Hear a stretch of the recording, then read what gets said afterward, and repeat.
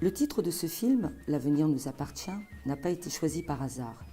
Il résume notre attachement à l'histoire sociale CGT du Dunkerquois et à une volonté légitime à ne pas laisser se déposséder ce lieu d'histoire, écrit par ces femmes et ces hommes avides de liberté, de justice et de fraternité dans les luttes courageuses, parfois héroïques. Dès la fin du XIXe siècle, ils se sont dotés de cet endroit, l'Avenir, véritable maison d'accueil CGT des salariés en lutte. Ce bâtiment résume en soi une belle et longue histoire du syndicalisme dans le Dunkerquois, mais tout autant une histoire sociale qui se prolongera si nous nous en donnons les moyens. Ce film invite aussi celles et ceux qui portent une attention particulière à l'action collective dont nous avons fortement besoin aujourd'hui à faire en sorte que l'avenir serve au présent et continue d'accueillir tous les salariés en lutte comme cela fut fait pendant plus d'un siècle. Bon, Patrick Cosiol, je suis agent EDF, j'ai 52 ans. Et mes vagues souvenirs de l'avenir, j'étais très petit. Parce que mon père, à l'époque, travaillait en réparation navale. C'était les gros conflits de la fin des années 60, 68, 70. Et donc, moi, j'étais petit dans les bras de mon père. C'est la première fois que je suis venu à l'avenir. Après, j'ai passé une bonne vingtaine d'années, arrivé à EDF, à la thermique. Et on venait encore faire quelques manifestations au départ de l'avenir. Bonjour, moi c'est Gilles, donc je suis en cessation d'activité amiante. Donc mes souvenirs ici, c'est quand j'étais jeune, quand je suis arrivé à 18 ans, j'étais docker. Donc ici on venait de payer nos timbres syndicales. Ensuite il y avait les assemblées générales. Et bien sûr le 1er mai où il y avait la fête ici, c'est la fête, il y avait un orchestre, toutes les familles dansaient jusqu'à assez tard le soir. C'était un bâtiment qui a des souvenirs, des bons et des mauvais souvenirs, quoi. Bonjour, Hervé Failly. Moi, mes premiers souvenirs sur le bâtiment de l'avenir, ça a été justement un 1er mai où j'ai rejoint tous mes camarades pour faire le défilé. Et ensuite, on s'est retrouvés pour plusieurs AG ou réunions. Voilà. Je m'appelle Le Maire Yves. Mes souvenirs que j'ai ici, c'est la danse avec les orchestres rock qui y avait les Castors et les Piranhas. Et on faisait des soirées jusqu'à 3-4 heures du matin. Et c'était une folie. Et on s'amusait bien. Donc ici, il y a beaucoup de souvenirs. Quand on regarde le bâtiment qui est vide maintenant, mais il était souvent plein. Des fois, il n'y avait pas de place assez. Les gens, ils étaient dehors même, avec des micros. Quand c'était les manifestations, surtout, les grèves. On a fait des grandes grèves comme en 68. Moi, j'ai connu la plus grande en 68. En 77, la deuxième grève. Chez les dockers. Donc la salle a été toujours pleine. Elle a beaucoup de souvenirs, elle pourrait le parler, j'aurais beaucoup de choses à dire. Moi, ce que j'ai dans la tête par rapport au bâtiment, c'est quand j'étais jeune. J'avais 15 ans, et puis je commençais à travailler. Les premiers mai, ça s'est toujours fait ici. Et moi, mon père, il m'a beaucoup amené dans tous les coins. Et l'avenir, je connaissais en tant que bâtiment, CGT, et je connaissais en tant que l'avenir, qu'on s'amusait. C'était un endroit de jeunesse. Les orchestres de rock, ils étaient venus se mettre sur l'estrade, là, et on dansait là. Et ça, c'est un truc qui est dans ma tête. Inauguré en décembre 1961, le bâtiment de l'avenir est une maison syndicale qui a été bâtie grâce au courage, à la volonté et à la détermination des ouvriers dockers. Cette réalisation magnifique, qui fait honneur au combat de ceux qui l'ont conçu et réalisé, fait partie du patrimoine dunkerquois. Ce lieu a été celui de grandes décisions de lutte, des jours de peine, mais aussi celui de grandes joies. Au fronton du bâtiment, les travailleurs du port ont symbolisé leur espérance en la victoire du mouvement ouvrier par le seul mot, l'avenir. Le nom de l'avenir, c'est venu des anecdotes du temps passé. Parce que l'avenir n'était pas ici, elle était auprès de chez le Clispoter. Le premier bâtiment de l'avenir, c'était la Bourse du Travail. Et ils faisaient des réunions dans le temps, il n'y avait pas de salle. C'était nos anciens, ils se voyaient dans les cafés ou dans les salles privées. Et après, ils ont monté une coopérative. Et avec cet argent-là, ils ont monté un bâtiment. un bâtiment qui c'était la bourse du travail. Après ça, il y a eu la guerre qui s'est dépassée en 1940, le bâtiment a été bombardé. Et dans cette salle, je m'excuse, dans les salles, quand il y avait des réunions, ils disaient comment on va appeler, il y a toujours qui disait l'avenir nous le dira. Plus tard, l'avenir nous le dira. Donc c'était toujours cette même personne qui disait l'avenir nous le dira. Et ils ont trouvé comment on va appeler le bâtiment. Eh bien c'est simple, on a trouvé le nom, on va appeler l'avenir. La construction du bâtiment, ça vient lui donner des dommages de guerre de nos anciens. Avec le dommage de guerre, ils ont refait ce bâtiment, ici à cet emplacement ici. Et puis donc c'était le rassemblement des anciens quand il y avait des réunions, des manifestations, des 1er mai. Et ça, pour investir le bâtiment, ils ont loué, enfin les anciens, ils louaient la salle pour faire des festivités, c'est-à-dire des galas de boxe, des mariages, des communions, des enterrements, des vins d'honneur, il y avait tout.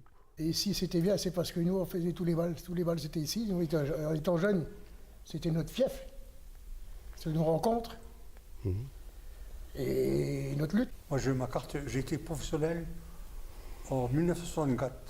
Donc le bâtiment, il avait 4 ans ici. Comme Yvon vient de dire, toute notre jeunesse, on l'a passé ici. Que c'était en week-end, que c'était en semaine, puisque moi j'étais... j'ai commencé à travailler à 14 ans et demi. Donc l'avenir, j'ai toujours connu. Je l'ai toujours connu. Et je venais à l'avenir avec mon père. J'ai connu les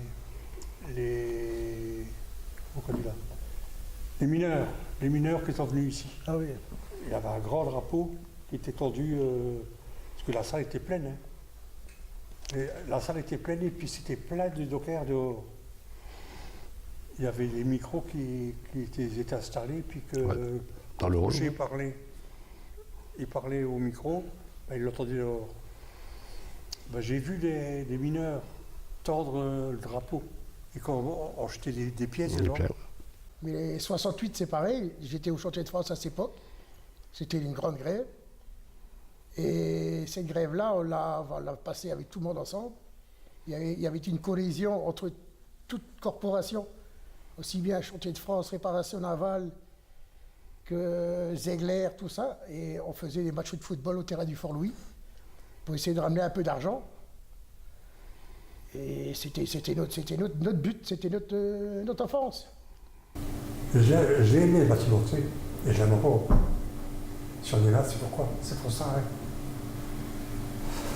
Ouais, enfin. Mais tout à l'heure, tu m'expliquais que les grèves, ça se décidait ici, en fait. Oui, des dockers. Parce que le montant, tous les fréchinés travaillaient, tous les bateaux n'avaient pas mal de repas. C'était cale par cale. En mettant, on était dans une cale, on savait qu'on n'aurait rien gagné, absolument rien. Si, beaucoup de fatigue, mais pas d'argent. Donc on demandait de l'argent au patron. Et donc on faisait grève, nous on faisait grève. Et puis donc Henri, qui venait ce matin, eux, ils allaient voir les patrons et ils disaient voilà, tel bateau, tel cale, il ne gagne rien. Il faudrait mettre une heure ou alors payer plus. Les patrons refusaient, les autres cas les arrêtaient. Hop. Et il a fallu les gros mouvements comme en 68, où là vraiment, là, on a arrêté tout le port. Là. Et 68, 72 aussi. Quand ils voyaient que c'est ça. Il y a des copains qui ne sont même pas travaillé, ils n'avaient même pas travaillé un jour, même pas une heure. Ils ont dû faire grève. Parce que nous, quand on avait fait grève, c'était tout le monde, personne. On était conscients de l'époque. D'ailleurs, quand il y a eu la réforme en 92, j'ai jamais cru qu'on aurait perdu. Jamais, jamais, au grand jamais. On était costauds comme tout. Hein. Mais les patrons ont très bien manœuvré. Très très bien manœuvré. On peut tirer le chapeau au patronat, parce qu'il a su comment nous avoir, comment nous baiser. Les mensualisés, ce sont les nouveaux dockers version 92. Ceux qui ont accepté le nouveau statut, qui font d'eux des salariés d'entreprise et non plus des intermittents d'un bureau de main-d'œuvre.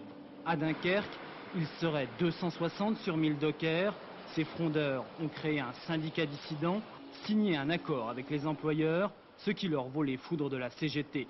Face aux syndicats parallèles, les purs et durs de la Fédération CGT des ports et docks. Eux n'ont pas signé d'accord avec le patronat portuaire. Eux demandent plus de garanties, plus d'emplois. Eux ignorent ce qu'ils appellent les traîtres. À la CGT, on ne s'improvise pas syndicat de tout ce qu'on veut. Il faut une reconnaissance légitime, ils ne l'ont pas. Il n'y a rien de réglé à Dunkerque. Les patrons doivent se mettre autour d'une table et négocier avec le syndicat représentatif des dockers. Pardon ? Je veux pas la tête haute. Et alors ? Je suis fier d'être docker. 5 des 9 dockers inculpés aujourd'hui ont donc été placés en détention provisoire, incarcérés dans différentes maisons d'arrêt de la région.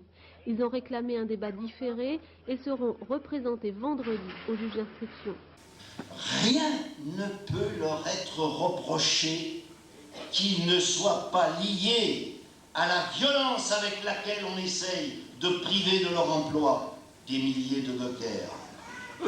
Rien ne peut leur être reproché qui ne soit pas en rapport direct avec un conflit social qui leur est imposé, car toutes les portes d'un dialogue réel, ne restant pas figées sur les seules exigences patronales, étaient et restent fermées.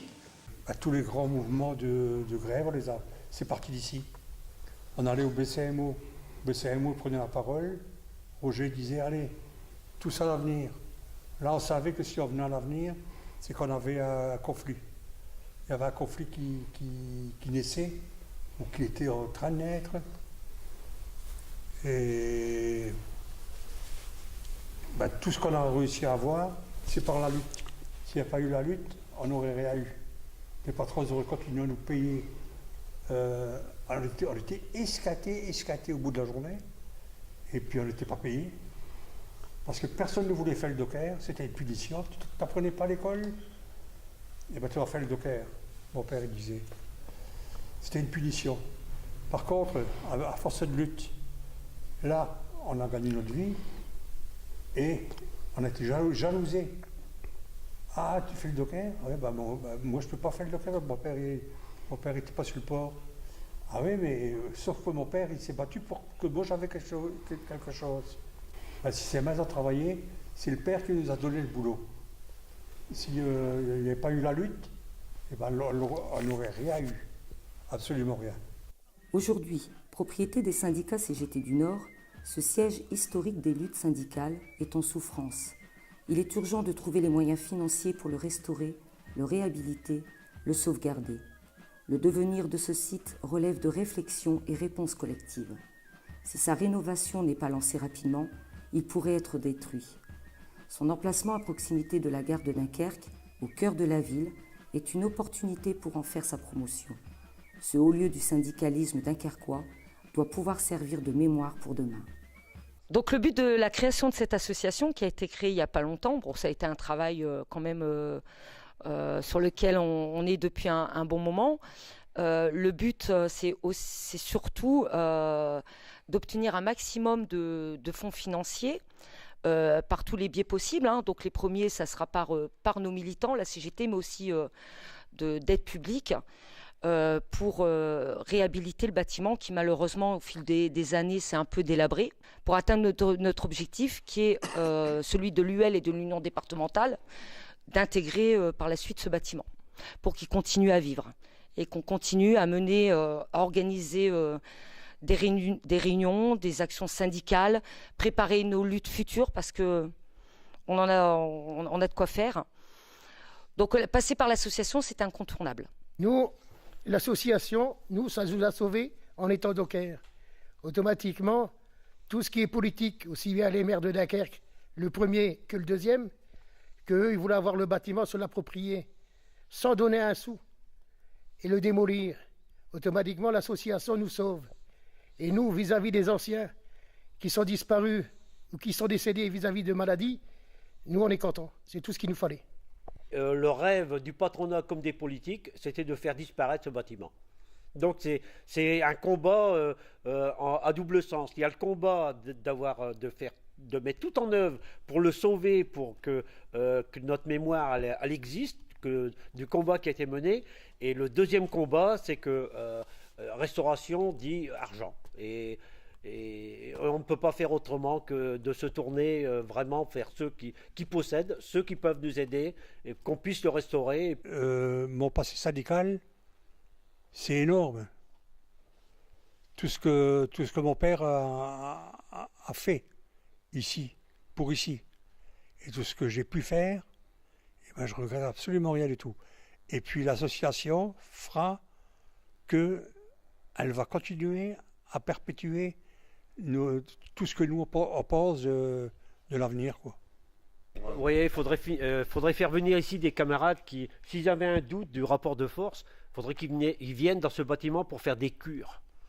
Il y a un parfum, comme on dit, un parfum d'espoir, et vous avez en permanence une odeur de lutte. Demain sera fait de ce que nous ferons de l'avenir. Un lieu culturel ouvert et un endroit d'accueil, de rassemblement et de décision dans l'action collective pour une vie meilleure à toutes et à tous dans un monde juste, humain et fraternel. L'avenir nous appartient!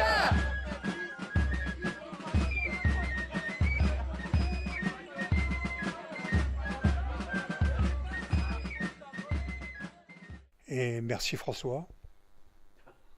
Merci à tous. Non, merci François.